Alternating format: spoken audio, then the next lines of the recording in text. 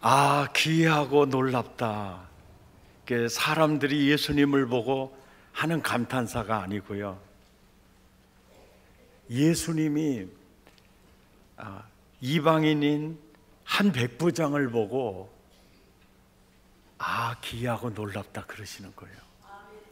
오늘 본문 9절에 보면 놀랍게 여겨, 그리고 이만한 믿음을 내가 본 적이 없다. 이 단어를 조금 들여다보면요, 놀랍게 여겨, 이게 다우마스토스라는 이 헬라어는요, 경이롭다. 이게 예수님이 백부장을 보고 야, 경이롭다. 그리고 이제 한 걸음 더 나아가 충격적이다는 거예요. 그러니까 놀라지 않을 수 없죠. 아, 도대체 이 백부장의 어떤 면을 주님이 보셨을까? 이게 정말 궁금해지는 거예요. 그래서 평상시에 이 본문을 보고 이렇게 생각했던 이 겉모습만을 봤던 내 눈이 말이죠, 이 집중이 되는 거죠. 그리고 이만한 이 토스토스라는 이 단어는요, 사이즈로 매우 크다는 단어이고 수량으로 대단히 많다는 단어예요. 야, 그러니까 이 백부장을 보고 기이하고 경이롭고 놀랍고 충격적이다, 이게 이제 예수님이 느끼는 그 상황이고, 표면적으로 말하는 게 이만한 대단히 큰 믿음을 보았다. 이렇게 이제 도대체 백부장의 어떤 면을 보셨을까? 3절을 보니까요, 이분이 예수의 소문을 들었어요. 복음을 들은 거죠. 예수의 소문을 듣고 자기가 직접 이렇게 나가지 않고 유대인의 장로들 몇 사람을 예수님에게 보내어서 종을 구해 주시기를 부탁을 하고 있어요. 이게 이제 어떻게 보면은 그냥 백부장의 어떤 권위를 내세워서 사람을 시키는 것으로 보일 수가 있는데요, 당시의 시대적인 문화 속에서 유대인들은 이방인과 상종을 하지 않았어요. 그러니까 사마리아 우물가의 여인이 예수님이 말 거는 걸 보고도 아, 유대인이면서 어떻게 우리에게 말을 것입니까? 이러는 거예요.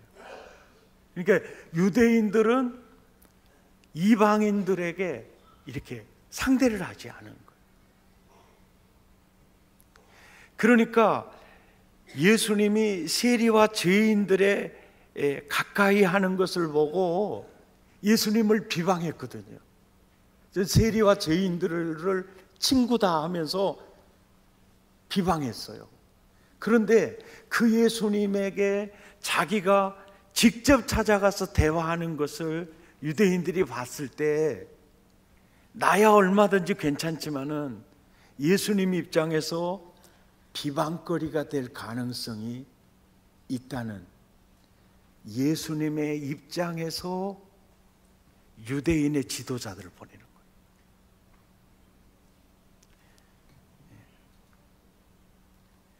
그리고 종을 구해 주시기를 원했는데, 누군가에게 도움을 구한다는 것은 자기 체면을 내려놓지 않으면 불가능해요.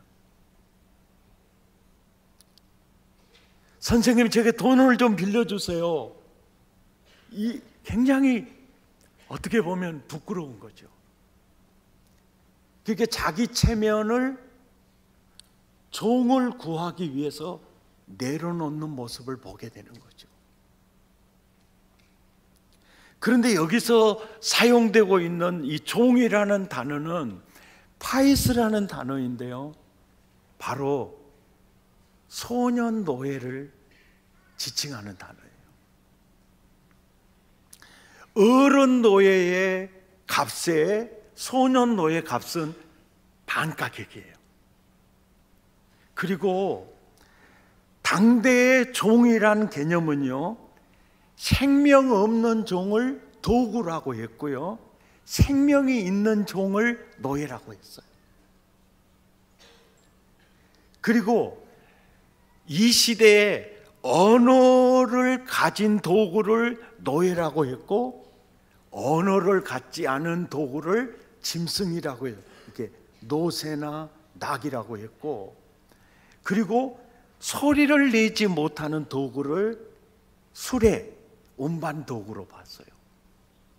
그러니까 당시에 이 노예는 도구 개념이었습니다.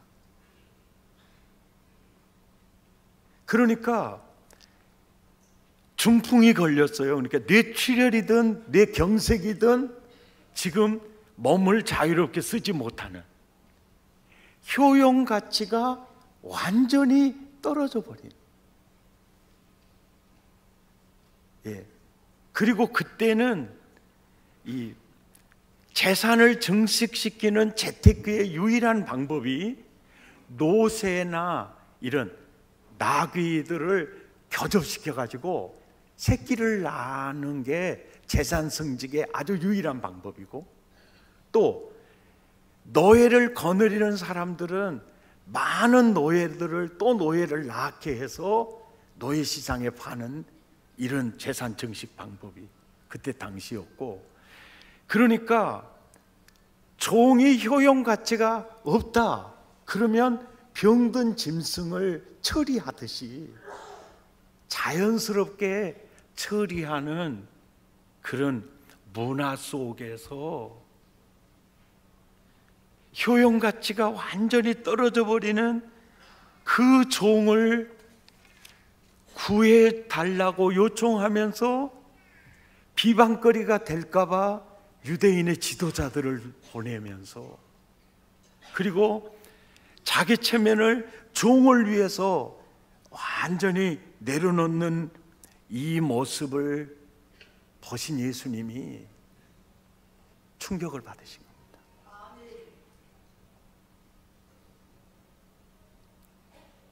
왜? 어떤 면을 봤기 때문에. 그렇게 사람을 대할 때 효용가치, 획득가치, 소유가치로 대하지 않은 거예요. 관계가치로 보는 겁니다. 종아, 효용가치가 아무리 떨어져 세상 문화에서는 너를 그냥 처리해버리면 되는 이 상황이지만, 이 백부장은 너도 하나님의 형상으로 지어진 사랑을 받을 특권이 있는 존재라는 거죠. 그 존재로 보는 거예요. 신부는 노예지만 치료받을 권리가 너에게 있다. 그 가치로 보는 거예요. 그러니까 하나님이 세상을 이처럼 사랑하사 독생자를 주신 하나님의 마음으로 이 백부장이요, 소년 노예 파이스를 보고 있었던 겁니다.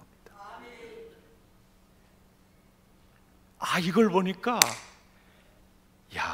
예수님이 진짜 충격을 받을 만하구나.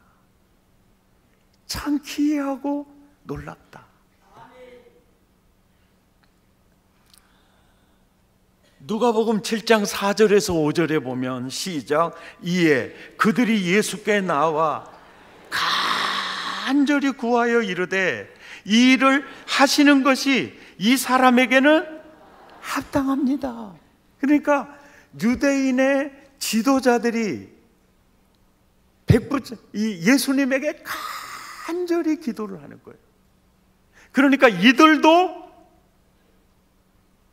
이 백부장과 똑같은 마음으로 자기 체면을 내려놓고 간절히 요청을 하는 거예요. 그러면서 백부장에 대해서 이들이 받은 느낌이 뭐냐면, 그가 우리 민족을 사랑하고 또한 우리를 위하여 회당을 지었나이다. 그러니까 말과 혀로만 사랑한 게 아니고 실질적으로 자기 재산을 털어서 우리가 가장 필요로 하는 회당을 지어줬습니다 라고 쓰여지는, 그가 우리 민족을 사랑했습니다 라는 그 사랑이라는 단어가 부모가 자식을 사랑하는 단어를 쓰지 않고, 친구가 친구를 사랑하는 필리아라는 단어를 쓰지 않고, 남녀 간의 사랑을 에로스를 쓰지 않고요, 여기서 쓰여지는 단어가 신기하고 놀라운 거예요. 아가파오라는 단어를 써요. 그러니까 지배국의 백부장으로서 피지배국에 다스려야 될 그런 존재로 그 유대 민족을 보지 않았어요. 하나님이 이들을 아가파오 했던 것처럼 그 사랑으로 그들을 대했다는 거예요. 그러니까 이 백부장의 그 사람을 대하는 모습이 로마인이나 지배하고 있는 그 피지배국인 유대 민족이나 내 집에 쓸모없는 종이나 한결같았다는 거예요. 옆 사람한테 물어봐요. 예수님이 충격받을 만하시겠네.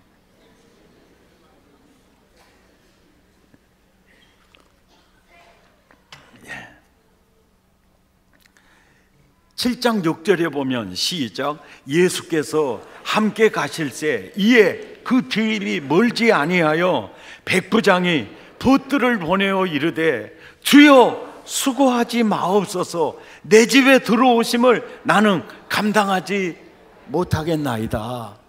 이 말이 어떤 뜻을 지니고 있냐면요, 유대인들은요 이방인의 집에 들어가면은 안 돼요. 그래서 사도행전에도 로마 시민 백부장 고넬료라는 사람이 등장을 하죠. 고넬료가 등장을 하는데, 그가 기도 시간에 기도를 해요. 그럴 때 환상 중에 베드로를 초청해서 복음을 들으라는 이런 하나님의 음성을 듣는 거예요. 그래서 요바의 사람을 보내어 베드로를 초청을 해요. 근데 베드로가 머뭇거려요. 왜? 이방인의 집에 들어간 사실을 알게 되면. 그래서 자꾸 머뭇거릴 때 베드로야 가, 환상 중에 그 보여줘요. 가거라.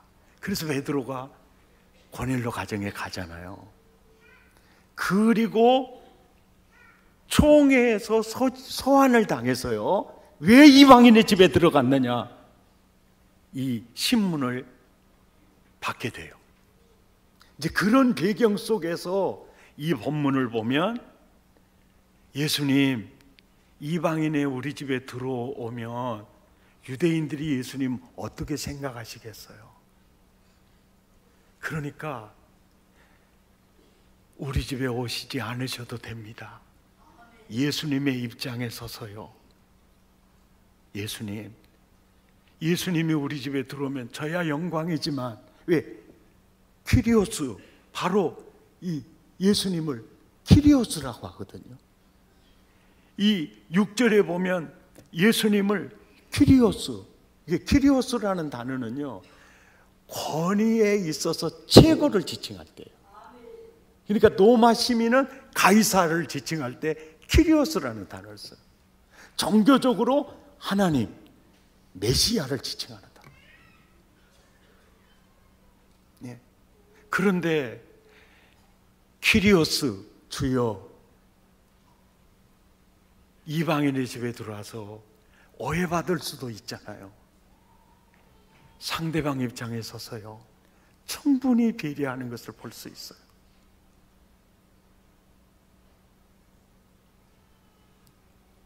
그러면서 7절, 8절에 말씀만 하셔도 되잖아요. 세상에 백부장의 내 말도 움직이는데, 능력 있는데, 하나님이신 키리오스요, 말씀만 하십시오. 그랬더니 오늘 10절에 보내었던 사람들이 집으로 돌아가 보매 종이 이미 나아 있었더라. 내 믿음대로 될지어다. 그대로 역사가 나타난 사건이에요. 우리는 항상 나는 누구인가, 이걸 놓치면 안 돼요. 나는 이 땅에 왜 존재하는가, 이거 놓치면 안 돼요. 그리고 나는 많은 사람을 상대할 때 나는 그들을 관계가치로 대할 것인가, 효용가치, 획득이나 소유가치로 대할 것인가. 우리가 이거 꼭 생각하셔야 돼요.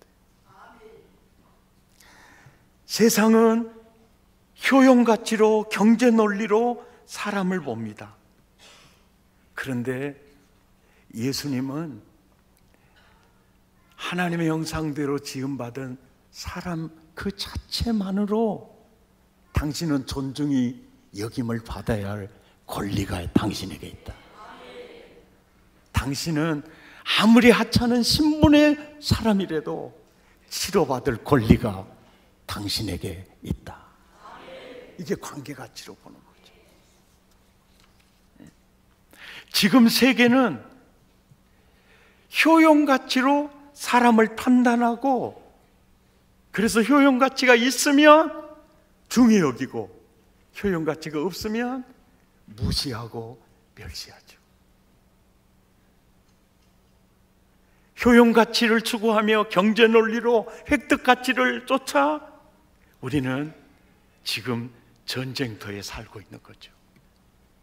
그렇게 살면 전쟁터로 가는 겁니다. 자본주의도 종말을 향해 가고 있는 거예요. 결국 끝점은 지옥입니다.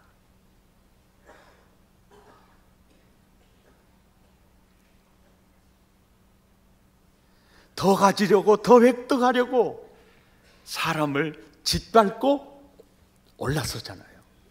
그러면 세상은 지옥으로 갑니다. 근데 이 백부장은 자기 체면을 다 내려놓고, 종아, 너도 존중받아야 될 하나님이 지은 사람이야. 그 가치로 대하는 거예요. 오늘날 우리가 직장 생활하면서 진짜 답답한 대리님도 만날 수 있고요. 어떤 대리님은요, 정신 바짝 차리지 않으면 속아서 넘어가는 여우 대리님이 또 계시잖아요.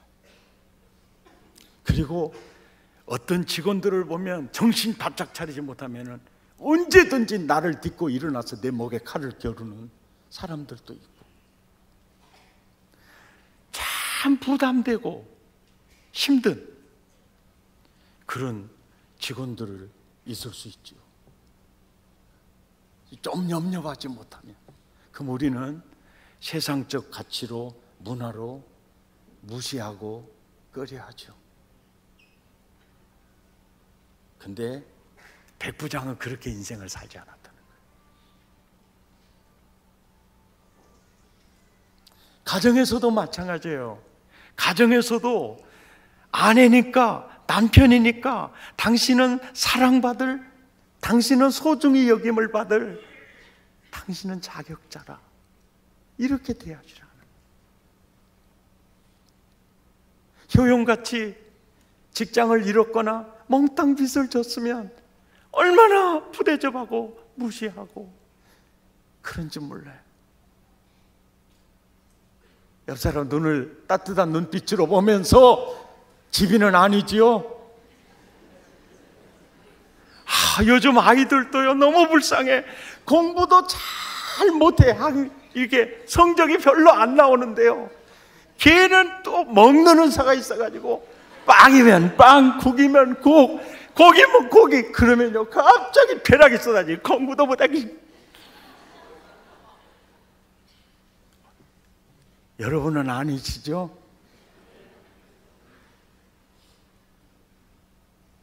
공부 잘하는 아들이 있으면 야, 더 먹어 더 먹어. 먹기 싫었다고 그러고 계속 더 먹어 더 먹으라고. 공부 못하면 그냥 먹으려고 그러면 싸대기를 쳐버린다든지 돼지가 따로 없다고 막 핍박을 하고. 이건 진짜 있을 수 없는 일이죠.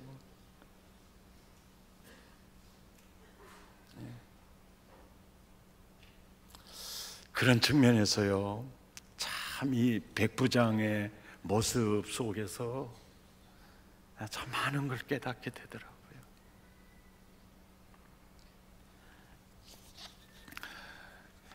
효용가치로 사람을 대하지 않은 것, 하나님의 형상대로 지음받은 그 사람 그 자체를 존중히 여기는, 예수님이 진짜 야 경이롭다 네 믿음, 야 난 충격받았다, 이렇게 표현할 수 있겠구나라는 생각이 들었어요. 진짜 믿음의 사람이요, 저 사람 진짜 믿음의 사람이다. 뭘 보고 아느냐면 요한일서 4장 7절에서 8절 함께 읽을까요? 시작. 사랑하는 자들아 우리가 서로 사랑하자. 사랑하는 자마다 하나님께로부터 난 자다. 성령으로 거듭난 자 사랑이 있다. 사랑하지 아니하는 자는 아직 하나님 만나지 못한 사람이다. 하나님을 알지 못한다. 그래서요 사실은 믿음 지수가 결국은 사랑 지수예요. 사랑 지수가 결국 믿음 지수예요. 사랑하는 자마다 하나님께로부터 난 자다.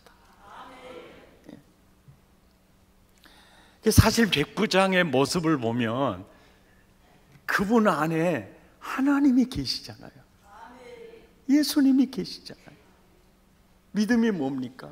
내가 그리스도와 함께 십자가에 못 박혔나니 그런즉 이제 내가 산 것이 아니라 내 안에 그리스도께서 사시는 거죠. 그러니까 나는 죽고 예수님의 눈으로, 예수님의 마음으로, 그러니까 예수님의 눈이 드러나고 예수님의 마음이 드러나면 당신은 예수님 모시고 사는 성전이시군요, 이게 나온다는 거죠.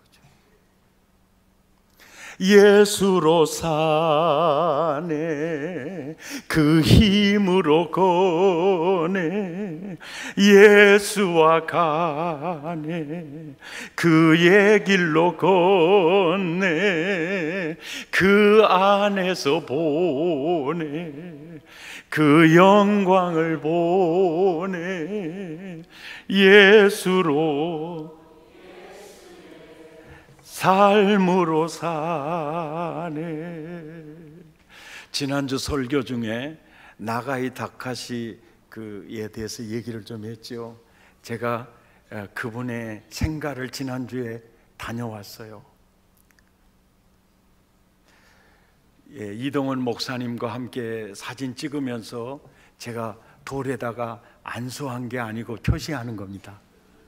그 하얀 데에 그 글씨가 안 보일지 모르는데요, 그분이 낙원으로 예수님을 낙원으로 이민 가는 순간까지 살았던 그 집이 저 뒤에 집인데요, 면적이 다다미 2장 면적입니다. 거기에서 2 아이와 함께 거기서 사는데 환자들을 진료하고 또 많은 사람들을 상담하고, 그리고 시간 나는 대로 약 20권 가까이 책을 써요. 당시에도 전 세계적으로 나가이 다카시의 얘기가 퍼져나갔고, 헬렌 켈러가 이곳에 방문합니다. 정말 뭔가를 느낄 수 있는 현장이었어요.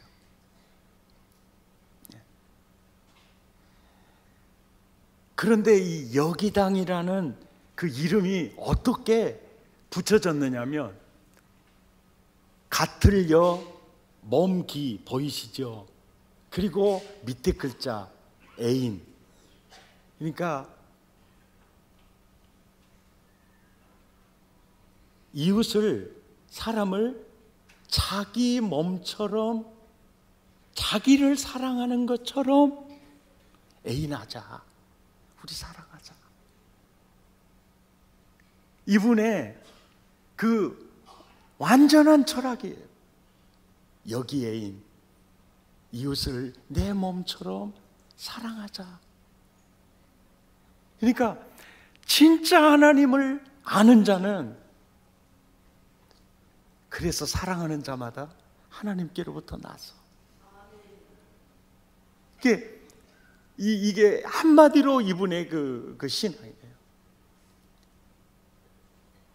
여기 애인, 그 말을 따서 여기당이라 지었는데, 이분의 기념관에서 내 몸을 움직이지 못하도록 굳게 만들었던 글귀가요, 아주 평범한데 평생 가슴에 담아둬야 될, 그냥 그 은혜가 딱 붙잡아 버리는 그 글을 함께 나누려고.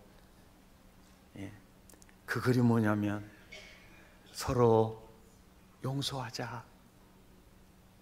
이 글귀 보세요. 서로 불완전한 사람이니까.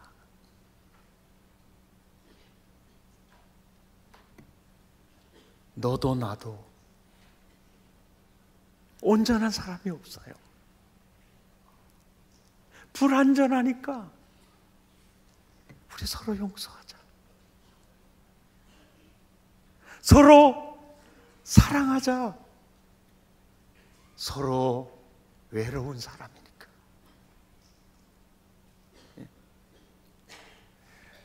싸움이나 투쟁이나 전쟁이나 남은 것은 후회뿐이더라. 저 얘기를 당시에 할 때 일본이요, 한국을 짓밟았죠. 청일전쟁을 통해서 청나라를 짓밟았죠. 러일전쟁을 통해서 짓밟았죠. 그리고 미대륙을 먹기 위해서 진주만을 쳤지 않습니까? 그것으로 오는 결론은 저분의 고향에 떨어지는 원자폭탄이었어요. 그리고 그는 아내를 잃었고 두 아이와 기르면서 이 동네에 원폭이 떨어지는 것은 바로 우리들 자신이 잘못이다. 그래서 싸움이나 투쟁이나 전쟁은 쓰라린 후에만 남을 뿐이다. 저 글이 그렇게 마음에 와닿더라고요. 사람이 제일 불행하는 사람은요, 마음에 미움을 담고 사는 사람이에요. 가장 행복한 사람은 사랑을 담고 사는 사람이에요. 옆 사람한테 물어봐, 집이 마음에 뭘 담으랍니까? 사랑을 미움을 담느냐? 우리가 서로 용서하자. 서로 불완전한 사람이니까. 서로 사랑하자. 서로 외로운 사람이니까.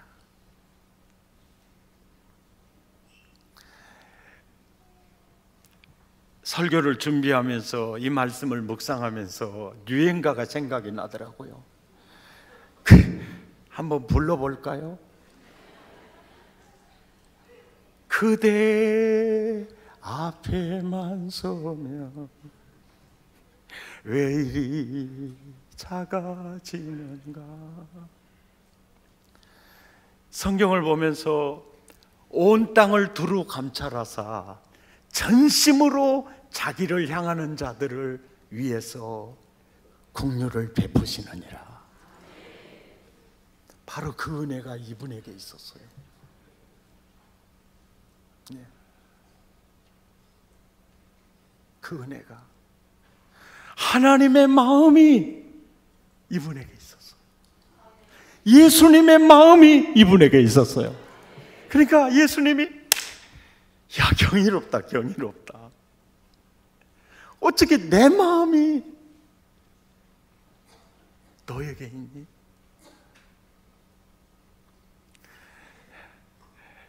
예수님이 기이하고 놀랍다. 그 대상이 참 백부장, 나 백동도 그러잖아요. 이건 말도 안 되는 소리고, 나와 여러분 모두에게 이런 은혜가 있었으면 좋겠어요. 예. 내 생각대로 살아봐야 세상 사람이지만 하나님의 생각대로 살면요, 하나님이 야, 대단하다, 이런 은혜가 있기를 축복합니다. 우리 함께 찬양하겠습니다. 사랑은 언제나 오래 참고 사랑은 언제나 온유하며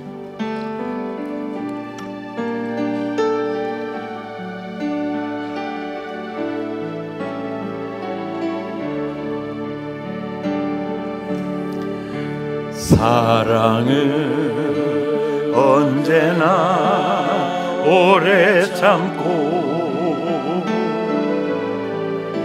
사랑은 언제나 온유하며 사랑은 시기하지 않으며 사랑도 교만도 아니하며 사랑은 후회히 행치 않고 자비의 유익을 굳지 않고 사랑을 내지 아니하며 진리와 함께 기뻐하네 사랑은 모든 것 감싸주고 바라고 믿고 참아내며 사랑은 영원토록 변함없네 믿음과 소망과 사랑은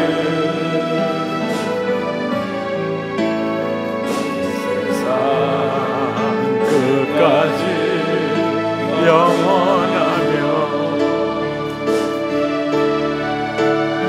믿음과 소망과 사랑 중에 아멘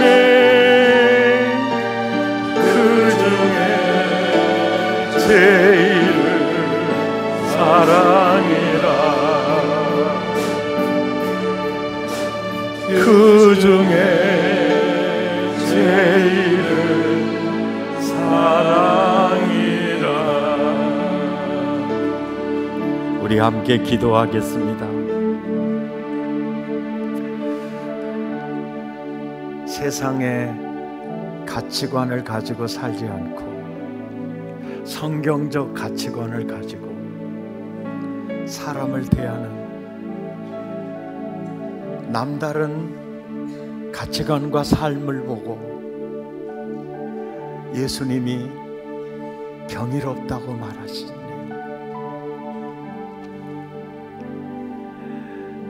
우리는 세상에 살지만 우리는 하나님의 아들들이고 하나님의 나라 로얄 패밀리들입니다. 그들처럼 생각하고 그들처럼 판단하고 그들처럼 살아가는 존재가 아닙니다.